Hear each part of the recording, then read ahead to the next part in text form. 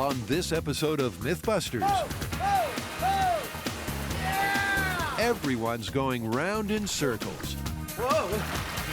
Adam and Jamie get sucked in by a famous nautical mystery. Whirlpool after whirlpool after whirlpool.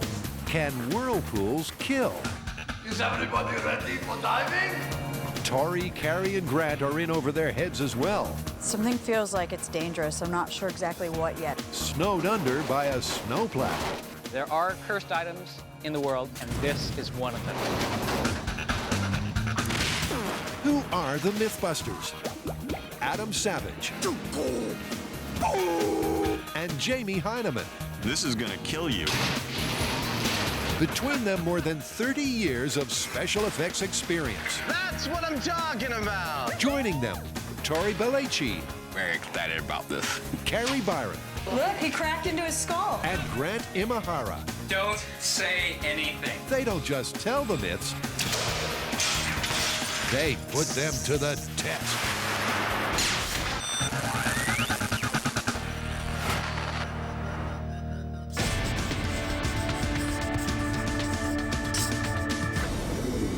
Care to explain what we're doing? 16 feet off the ground, standing above 9,000 gallons of swirling water, and I'm in a wetsuit? Sure. This story is called The Whirlpool of Death. Now, this is a story that's been going on as long as man has been going to sea. This is the mythical, hungry, evil vortex that appears in the ocean, sucking boats and sailors down to J.V. Jones' locker. That's the one? That's the one. Adam's right on the money. Whirlpools have always been a mesmerizing maritime menace. He might have been Lord of the Jungle, but in the face of a swirling vortex, even the mighty Tarzan was up the creek without a paddle. A canoe's one thing, but a whole ship? In part one of this myth, Adam and Jamie will construct their own whirlpool in a giant tank and bid bon voyage to some scale model ships.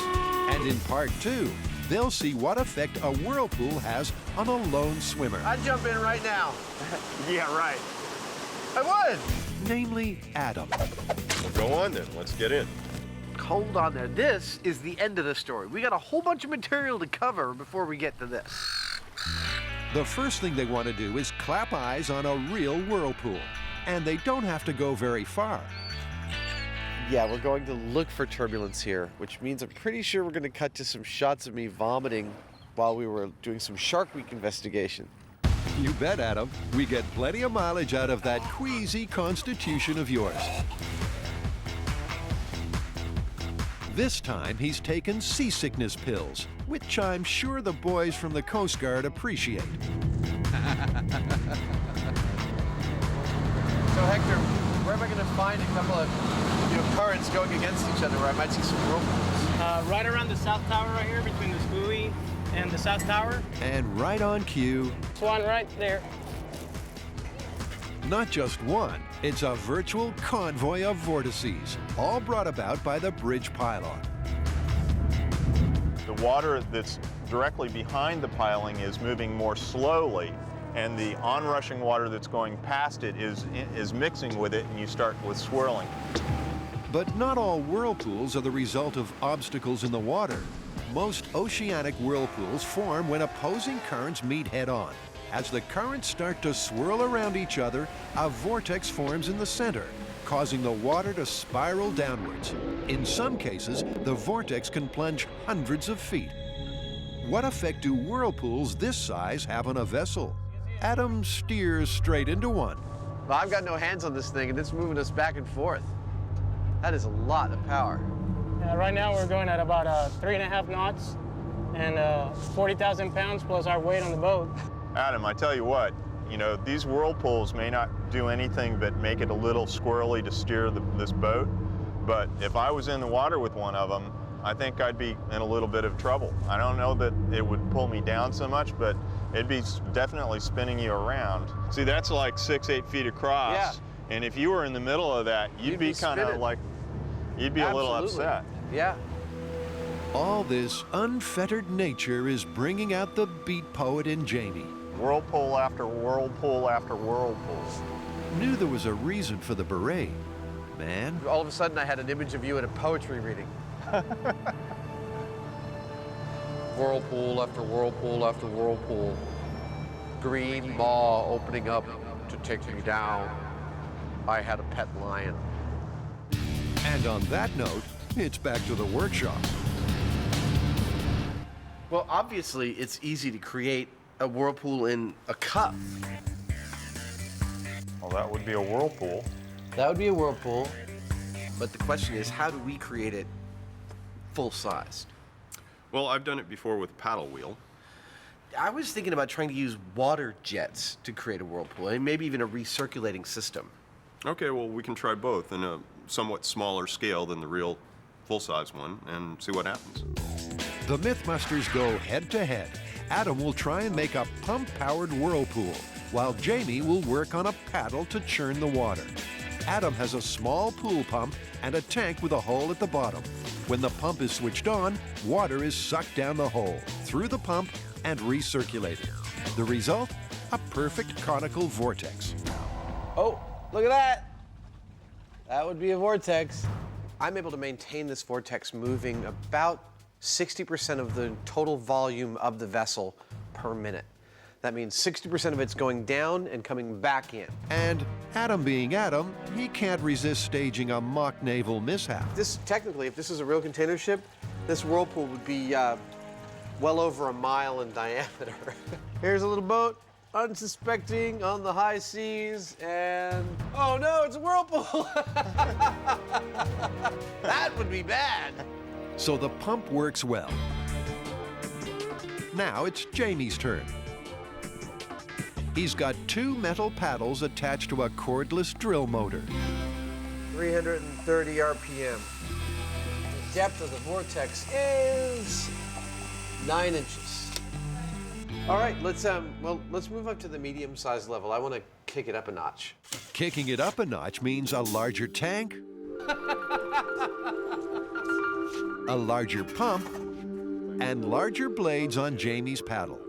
But while Adam's early results are replicated perfectly, 14-inch vortex. That's going all the way to the bottom, isn't it? Going all the way to the bottom. It's a perfect vortex. Jamie struggles to come to grips with the increase in size and speed. That's pretty much all the way to the bottom, and that's 15 amps. Okay. They up the ante again, this time a 50-gallon tank. Once again, the pump provides an instant vortex. Dude, perfect! Jeez, man, it's totally full depth. And Adams made an intriguing discovery. Each time they move to a larger tank, it takes proportionally less water to maintain the whirlpool. 48 gallons total, and in order to maintain that whirlpool, we only needed to move 25 gallons per minute. It means that as we're getting larger, it requires less of the total volume to maintain that whirlpool, which is fantastic. On the other hand, Jamie's paddles are using more power and threatening to take off. We still got a way to go. We're only at 8.5 volts. Having trouble holding on to it. I'm really using a lot of strength. There's no beautifully shaped vortex, just a violent churning. It's more of like a huge depression. It's like you're slinging the whole ocean outward, and it's not really a suction vortex. It's just sort of centrifugal force throwing things away from the middle. And between the two, I'd much rather get into the one that I made with the pump than get into a tank with that thing. Funny you should say that, Adam. You know, I've been thinking about this, and I think we also need to actually test it on a full-size person. What do you think? Okay, I'll go in. I'm not gonna like it, though. To see how much he's not going to like it, Adam makes a mini Adam. So I made a scale. He is not scaled to weight to us, and that was actually critical. I wanted to see what would happen if we were totally, totally buoyant, like wearing life preservers in the Red Man suit. We drop in from the side. Whoa! I wouldn't be at all surprised if you didn't just pass out. And if you pass out and you're in that water, unless you're tethered, you're screwed. Once again, it looks like Adam will be going in over his head. It's not like you're hopping into a pool full of water. You're hopping into a cone of water that drops down potentially 10 to 15 feet below you. That doesn't sound really pleasant.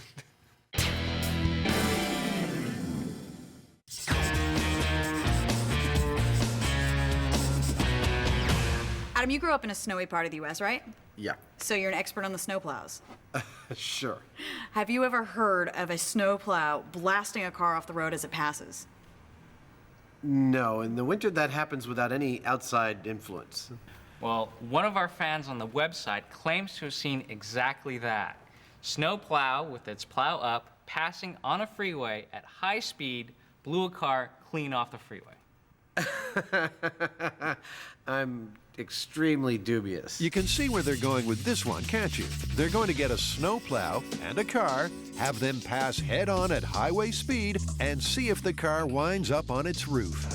It sounds simple, but this myth will push our intrepid trio to the absolute limit. This has been like the most troublesome myth I think we've ever done. And for Grant, one of the most dangerous. Where do you think we should start with this one? Well, first of all, I want to know how much energy it takes to actually flip a car. Yeah, that shouldn't be too hard to do. We could take our scales, so we can measure force, and then pick off a few points and just try and pull it over with a static load. You volunteering your car?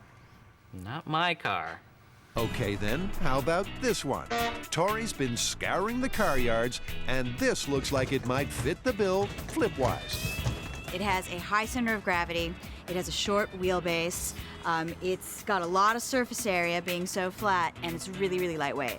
To find out what it takes to knock this vehicle off its tires, Tori lassoes it, ties the rope to a force gauge, and attaches that to a pickup. Carrie counts off the pounds to tipping point. 500 pounds, 1,000 pounds. 1,000 pounds at peak time. Then she calculates the surface area of one side and works out the pressure needed to push the vehicle over. I've done the calculations. It's going to take 0.21 psi to flip this car. That's pounds per square inch. They've got their test vehicle. The other thing they need is a snowplow. Tori's heard on the grapevine where they might get one for nix. High in the Sierras, on the California-Nevada border, this broken-down plow has sat half buried in its wintry tomb for years. They should never have disturbed its sleep. Carrie, Tori, and Grant are about to face the curse of the snowplow. No one knows for sure how long it stood dormant in that field, but long enough for it to become a rodent hotel. Don't let him bite you! What's that saying about rats and sinking ships? I feel kind of bad now. This was his home.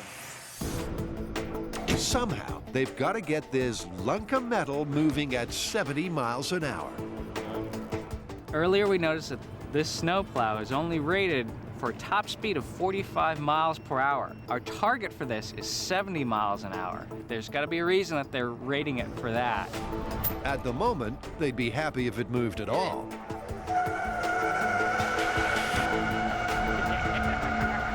Who knows why this thing won't roll? I mean, this thing is really old. It could be rusted. The wheels could be rusted, stuck. It could, the drive shaft might be stuck in the engine and we can't get it out of gear. Oh, come on, Tori. Be happy. After all, you did get this baby for free. A little elbow grease should get it rolling again.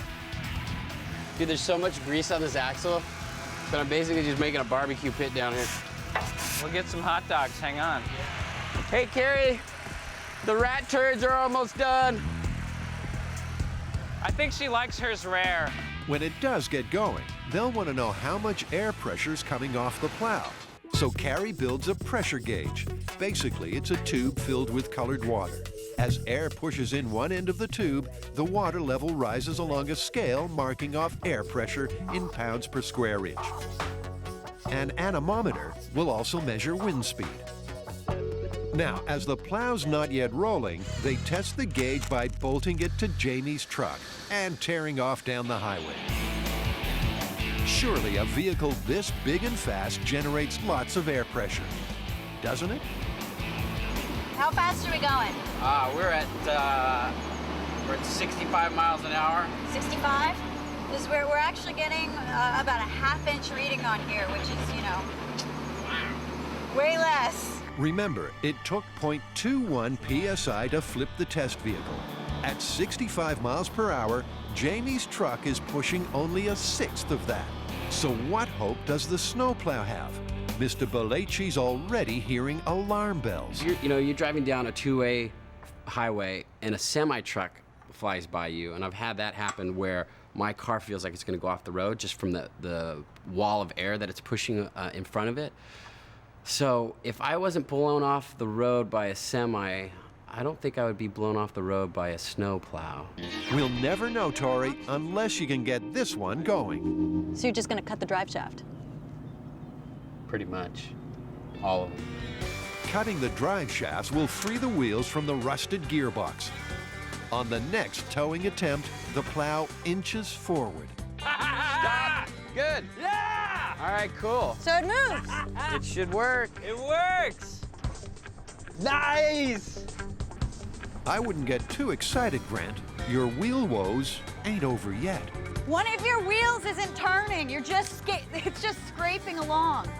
First run, top speed 2 miles per hour. We traveled a total of 50 yards. One of our tires is locked, and if that doesn't spin, it's going to create a lot of friction, and it may skew the truck in one direction or the other. And so the wheels come off this experiment, both literally and metaphorically. But shedding them only leads to more trouble. But when we got the last wheel off, the whole axle just dropped. All the suspension is totally off balance now, so the truck is pretty much useless until we get that wheel fixed. Well, Tori, I guess you get what you pay for. Sometimes, you try to save money, on the budget by getting things for free, but in the long run, after trying to get the thing for free to work, it would have actually been cheaper to buy a brand new truck. The free plow could wind up costing them plenty.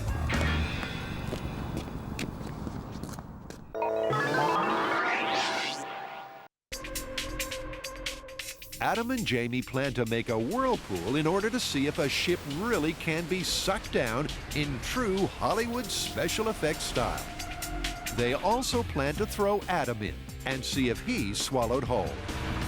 Now, what they'll be wanting is a whirlpool like this one. It's the world's largest tidal vortex, and it churns the waters off Deer Island Point in Canada. Nicknamed Old Sow, it can reach more than 200 feet in diameter and has been known to swirl at a top speed of around 14 knots, almost 3 times faster than the eddies Adam and Jamie saw under the bridge. I was concerned and wanted to make sure that our methodology for a full-scale whirlpool was super accurate, and actually I confirmed it with a couple of experts. Our recirculating pump method is absolutely the most accurate way to reproduce a tidal whirlpool. Great. Well, we've got our pump, and our researchers also got us a 9,000-gallon tank. So that should be, sufficient for our needs. And I suppose next we need to start thinking about the boats. Well, we're not going to fit a real boat in there, so obviously, yeah. If we want to try something like a container ship, I'm going to have to make a scale one. We should also make something like a fishing trawler, or something that is smaller in real life as well. That sounds great. Suddenly, a normal day at M5 turns into Christmas morning. Look at that. It's the toy every kid wants. A container ship. Gee, thanks, Dad. Now I can replicate international commerce. The container ship model is 1 to 550 scale. The model trawler is 1 to 50. These boats are already the correct scale and size for us. I just have to make sure they sit at the right height in the water, their displacement's correct, and then, we can run them into the whirlpool and see what happens to them. Time is short, so he calls for backup. We brought back Jess from the Mailbag Special. You remember Jess. She was one half of the girls' team trying to reproduce Archimedes' death ray. There is a fierce competition going on right now, and we're okay with it because we know eventually we're gonna win. They didn't win. I think that they cheated. But it's that sort of fighting spirit they need around here. She's gonna help me with some of the stuff to do on this boat, getting them leveled up and getting their displacement correct, so when the whirlpool's going, we have scale ships to test. Jess's first job? Filling the hulls with lead shot so the models displace a realistic amount of water. Unfortunately, this container ship might have to leave port without its containers. It's just going to be too top heavy. So I think we need to eliminate these altogether. But we should seal up this top so that it doesn't gather water. While Jess gets everything ship-shape, And this is gold and purple. How much cooler does it get? Adam and Jamie are off to the local dive shop. Hello. Hi, good to see you again. Good to see you. Hello. Hi. If Adam's planning to jump into their whirlpool of death, one or two safety precautions mightn't go astray. And basically, it's a little tank with a purge valve in an emergency. You would pull off that cover, hold it up, put your lips around here, purge it once, and then breathe off it normally. Sounds easy, but just to make sure, Adam wants to test the emergency air tank in the dive shop training pool. I know there's going to be payback, but I just couldn't resist. Problem is, you'll never know. Okay. Oh, thank you. Here you go, you're welcome. They want to see how long it takes Adam to get the tank to his mouth. Jamie plays at being a whirlpool, pulling Adam under and spinning him around. Adam's a little slow on the draw. There was definitely a little bit of a moment of panic because you pulled me right under. Let's try that again. Okay. The tank starts to roll, Jamie's pulling me. Whoa! This time he can breathe easy. That is like the ultimate little secret agent thing. And, you know, it's what you'd want to have in your arsenal is like, dunce, dunce, dun, dun, dunce, you know, going under the water to go put the charge on the ship or something like that. Let's just hope you don't have to use it during the full-scale experiment. If what happened to your model is anything to go by, that tank could be your last gasp.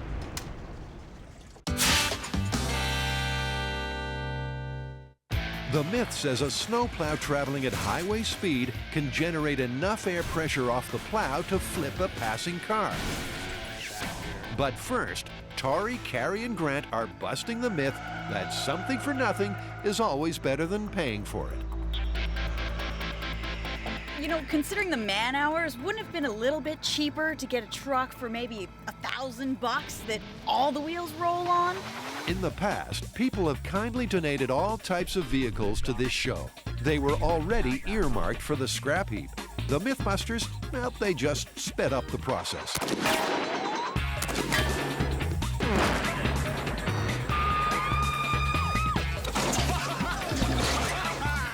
This time, though, they need their free plow to function. You know, it was free. That's the key word here, that it was free, so I don't know. With one of its wheels totally frozen, the only thing this plow's likely to flip is Tori's lid. Finally, after almost 2 days and several gallons of lube, Look at that.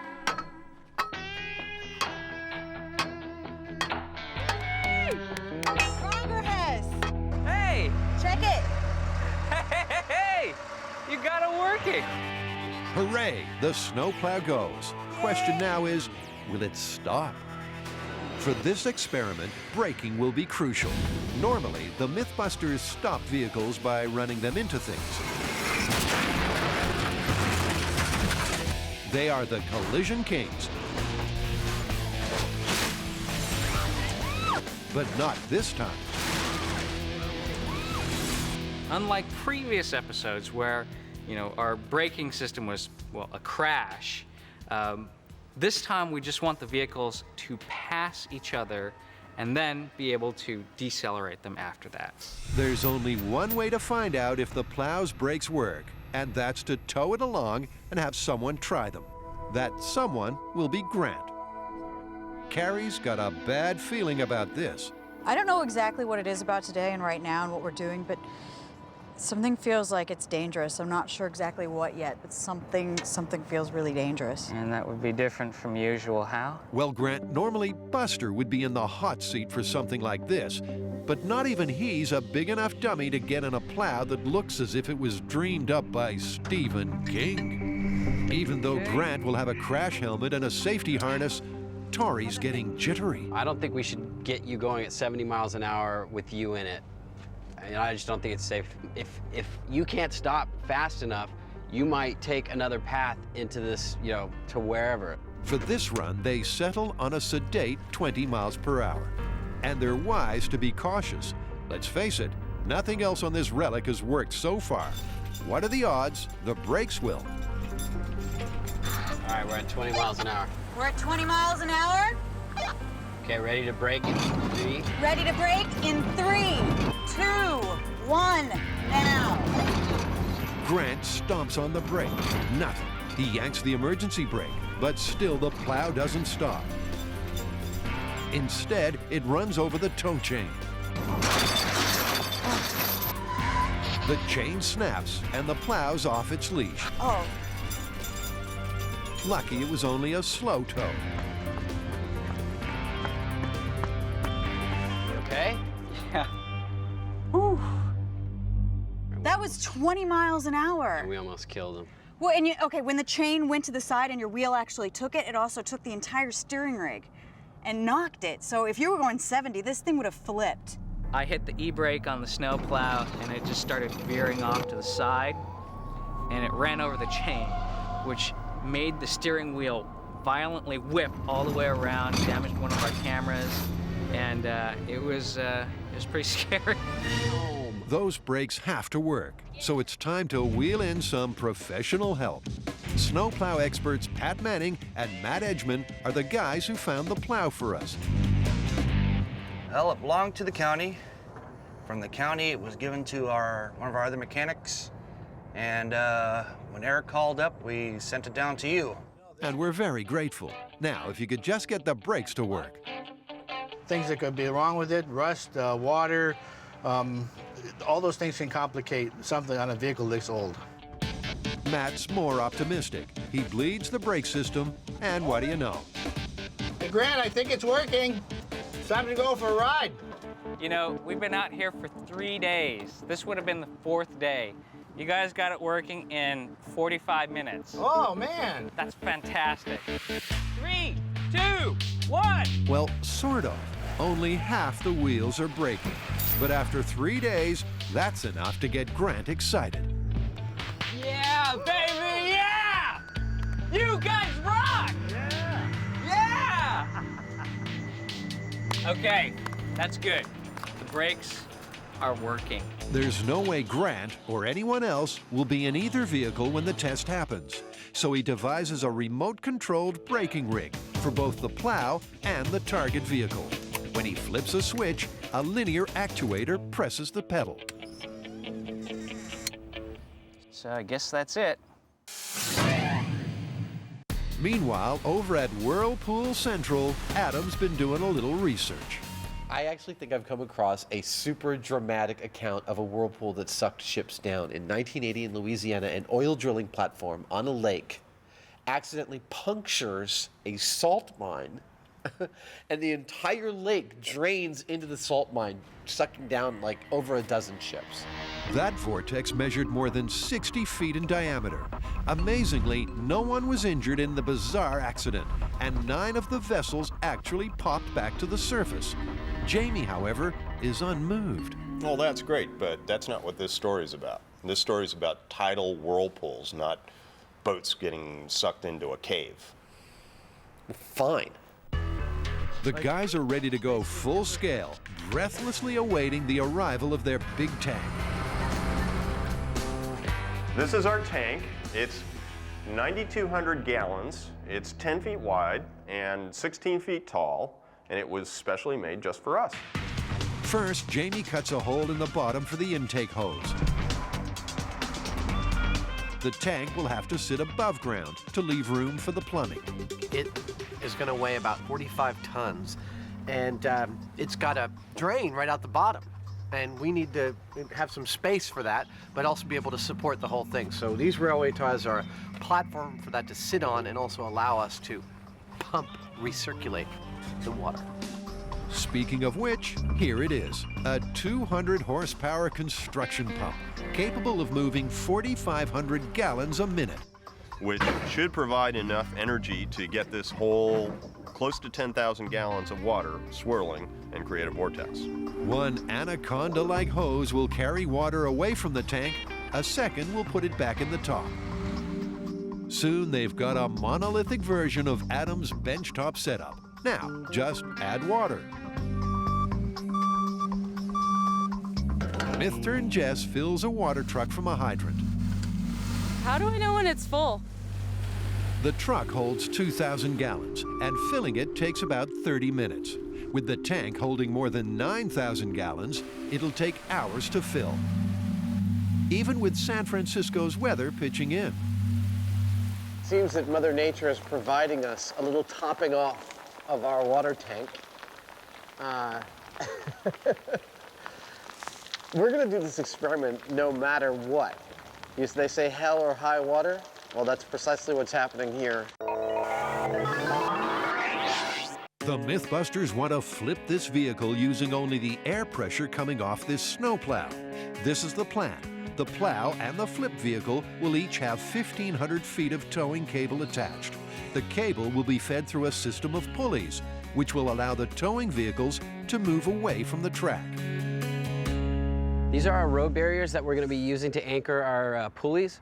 Right now they're empty. We're going to fill them up with water, and after we're filling them with water, they'll weigh around 1,200 pounds. Trying to get these two vehicles to pass as close as possible. If this moves at all, that's going to change the course of our vehicles, and then, that's going to destroy our experiment.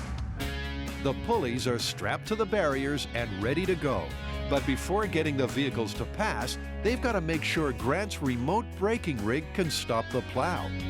We're going to hook it up to the 1,500 feet of cable, tow it through the pulley system, and then brake, and pray that everything works. And just in case it doesn't? I'm laying sandbags down for the last Hail Mary in case the brakes don't work.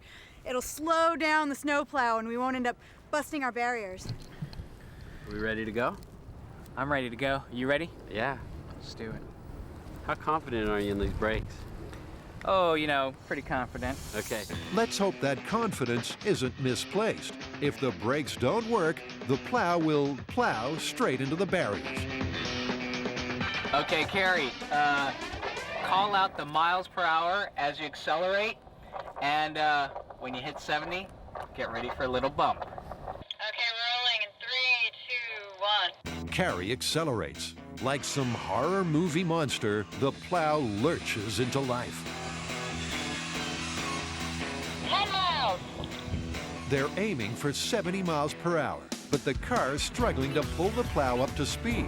Carrie only reaches 40 before Grant has to brake. Okay, I'm gonna brake. 3, 2, 1. Crap. The plow doesn't even slow down. Oh, no! Oh, man. Well, let's see. I guess that would be 100% carnage. Tori, you're 100% correct. I think that rear wheel that's been giving us problems locked up again. We're dragging that. I fired the actuator and, well, just kept right on trucking. This is how things usually look after a MythBusters experiment, not before. Oh! I just sliced them. Well, I'm not happy. We weren't able to get the truck to stop. Our steering mechanism has been ripped off the truck, so I'll have to re-weld that back on. We've destroyed 2 road barriers, and tomorrow we're supposed to do the experiment. I'm thinking we're gonna build a wall of sandbags. At least that might be our best bet to stop this thing. You mean, so you spent 3 days on a remote control trigger and we're gonna put a wall of sandbags in front of it? All right, this has been like the most troublesome myth I think we've ever done. The curse of the snowplow strikes again. Back at the big tank, Adam's itching to know if his plan to pump start a whirlpool will work in 9,000 gallons of water.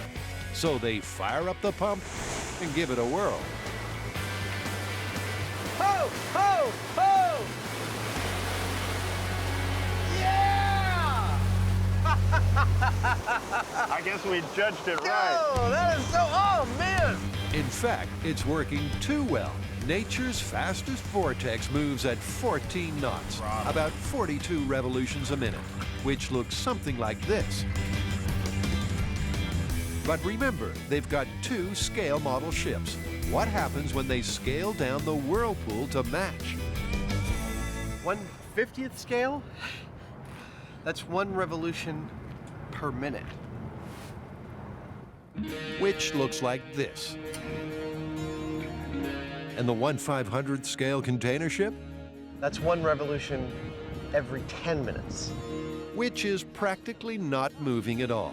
So after all that, their scale experiment simply won't work.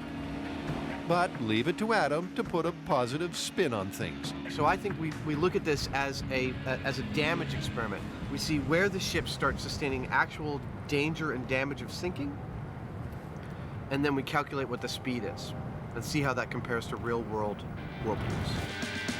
All right, this is our 1/500th scale container ship. It's actually 1,000 feet long in real life, like the ones behind me.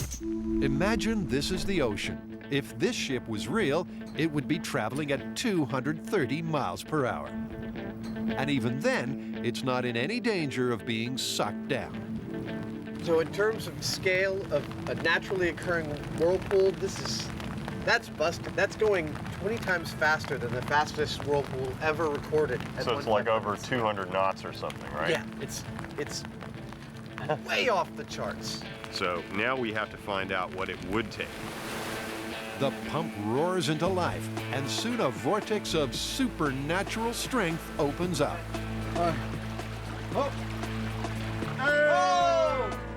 Sunk without trace, I believe, is the term. Well, it's down to Davy Jones' locker, isn't it? All right.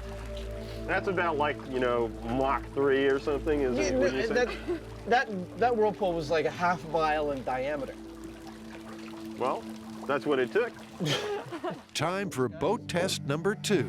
All right, so this is a 1/50th scale fishing trawler. In real life, it's about 70 feet long, and it's heading towards what would be a pretty significant anomaly there. Whoa! Oh!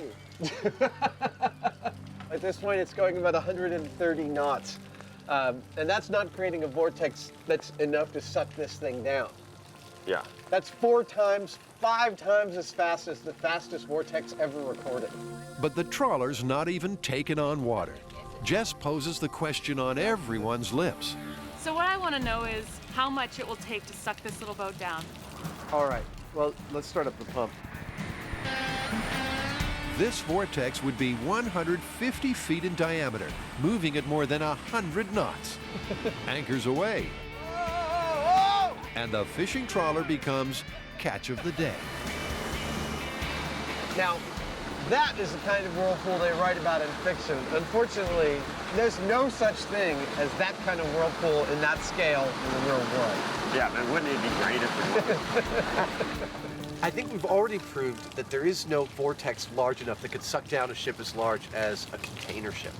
Even a 70-foot long ship, the tidal flow required to create a vortex that could suck it down is not possible on this planet. This has been One Problem Plow. This is a cursed item. There are cursed items in the world, and this is one of them. It's everything we try and do to it goes wrong. And how? Don't get Carrie started. We dragged the truck and left a nice burn of rubber because one of the wheels does not turn at all. So then we tried to get the tire off. Everything's rusted shut. So Tori had to make this giant lug wrench, and then there was another tire behind that. So they just cut it off. Then it turns out that the entire truck sank to one side. And that was before the brakes failed. Hold on. Aren't we supposed to be busting a myth here? Can a snowplow blow a car off the road? So far, what they do know is that the pressure needed to flip their chosen vehicle is 0.21 pounds per square inch. But when Carrie tested her air pressure gauge, not even Jamie's truck could push anywhere near that much.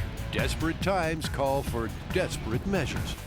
This snowplow is kicking our butts. There's no way we're gonna have time to test to see how much wind the regular plow is pushing. Okay, well, I say to save time, from here on out, we build the largest plow we possibly can. I mean, something ridiculously large that's, you know, as tall as a cab, but still drivable on the road. If that can't flip it, nothing will. Way to cut to the chase. I like it. Let's do that. The plow's been behaving like Frankenstein's monster. Now it's starting to look like it, too. They weld a steel frame to the existing plow and attach sheets of plywood. They hope the added surface area will funnel a strong enough blast of air to flip the vehicle. Meanwhile, just for a change, Grant's fixing the brakes. We had a brake system failure yesterday, and Matt, our snowplow expert, came in today, had a look at it, and he thinks that we weren't pressing down the pedal far enough.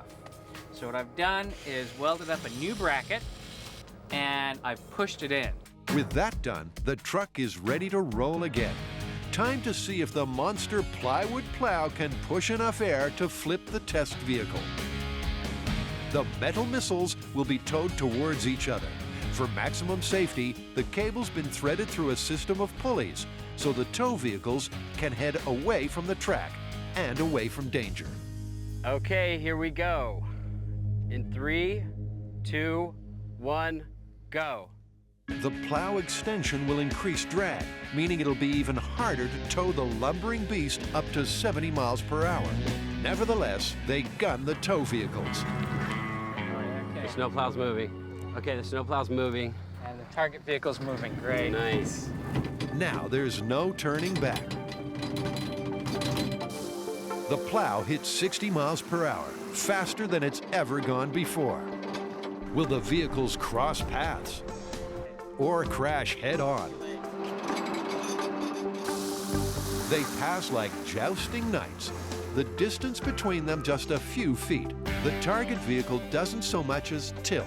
All 4 wheels remain firmly on the tarmac. After everything that's happened, finally they have a successful test. Now Grant just has to bring both vehicles to a gentle stop.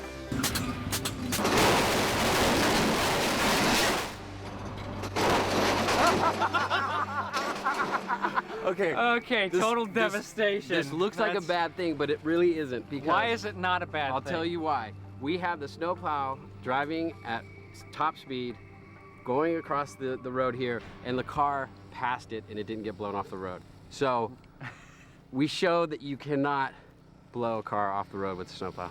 The super plow is nothing but smashed plywood and twisted metal. It looks like urban destruction.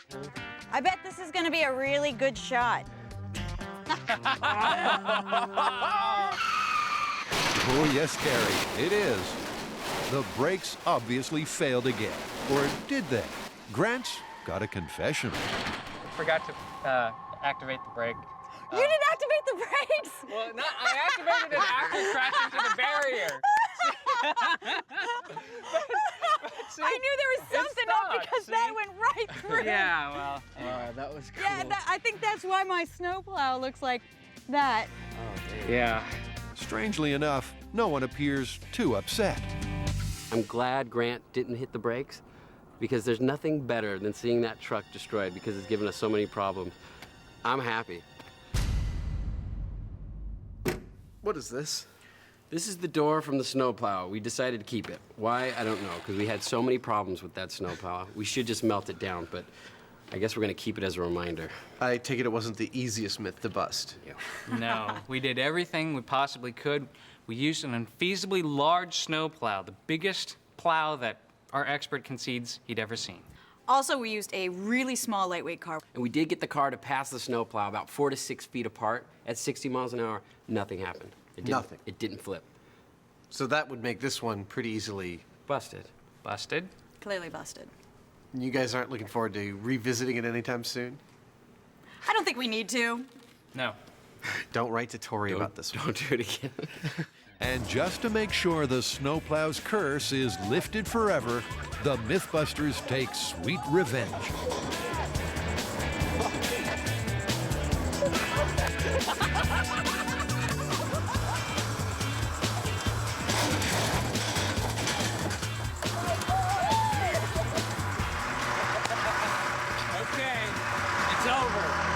It's over now. The curse is over. The curse has ended. That's it. No more.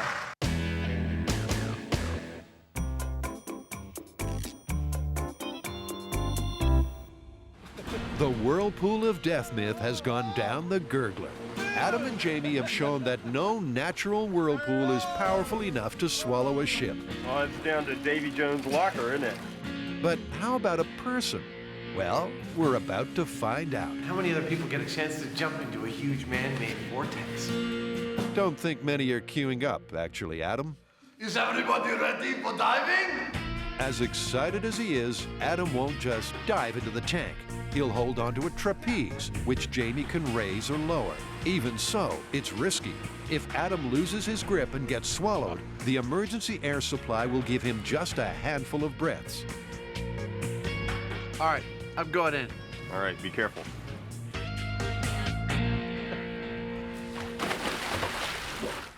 Oh, that's not so bad. Okay, I'm holding onto the trapeze, and I'm really nicely buoyant, and I'm ready for the pump. The water will be moving at the same speed as the world's fastest natural whirlpool, over 14 knots. Starting to form, Adam. Oh, that is cool! The vortex gathers strength. Adam starts to feel suction, pulling him down. Whoa! Oh, wow, I can totally feel it in my feet. That is cool! Woo! Whoa! After less than a minute, Adam's whirlpool pirouette is making him giddy. Jamie cuts the pump before he can lose his grip. Adam's body slowly stops spinning, but not his head. Are you okay? Have you ever really looked at the sky? For my money, that was about as good as it gets in terms of a whirlpool. Well, I would agree, actually. And I would say that if I hadn't been tethered, I would definitely have been sucked down by that. But, so I would say that we could conclude a naturally occurring whirlpool could be lethal to a swimmer, but not a boat. We didn't really see it go all the way down because I was kind of keeping you up out of the water. Do you feel comfortable with letting yourself be lowered a little further to where you're gonna get your head underwater? Yeah, I don't feel that great. I feel a little queasy, but I think I can handle one more test. When Adam says he's feeling queasy, they should know something's up, or about to be up. No sooner does Jamie lower the trapeze